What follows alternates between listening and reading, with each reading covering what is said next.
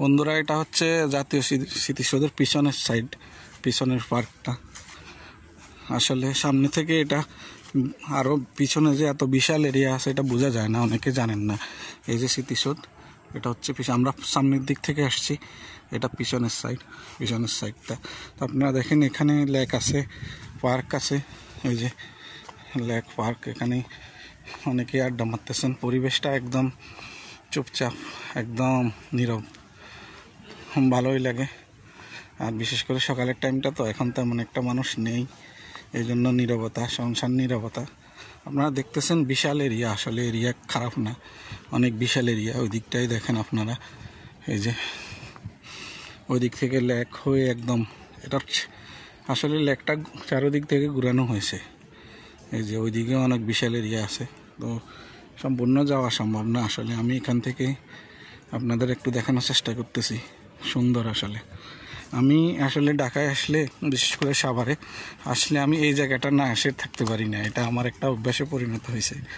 আমি যখনই আসি, আমার আসার পরেই সময় যখন পাই, যেদিন আসি সেদিন না হলেও অন্তত পরের দিন আমি এখানে চলে আসি। আমার কাছে ভালো লাগে এই জায়গাটা, খুবই ভালো লাগে।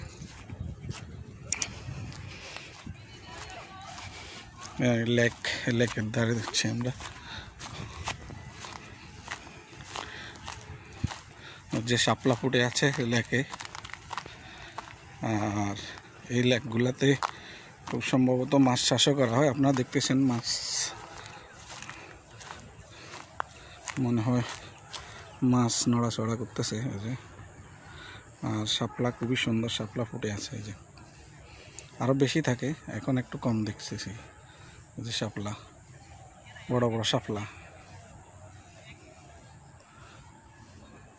তো ওই যে পিছনের বাউন্ডারিটা ওইদিকে একদম দূরে আছে, তাও একবার কিনারে না। ওই যে দেখা যায় লেকের শেষ প্রান্তের বাউন্ডারিটা পিছনের, এই যে তো ওই পর্যন্ত। তো মোটামুটি এটা বড় সড়ই, এত ছোট না। ওই দিক থেকেও লোকজন দেখা যাচ্ছে, ওই যে ওই পারে।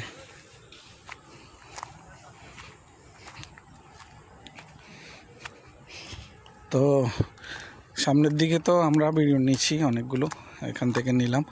আর ওই পাশেও আছে আমার, এখন আমি যেদিকে যাচ্ছি ওই সামনের পাশটায়, ওইদিকেও অনেক পার্ক, আরও বড়।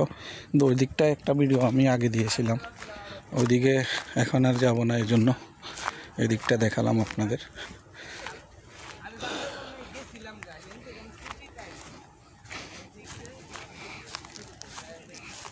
তো বন্ধুরা, কেমন লেগেছে পার্কটা জানাবেন।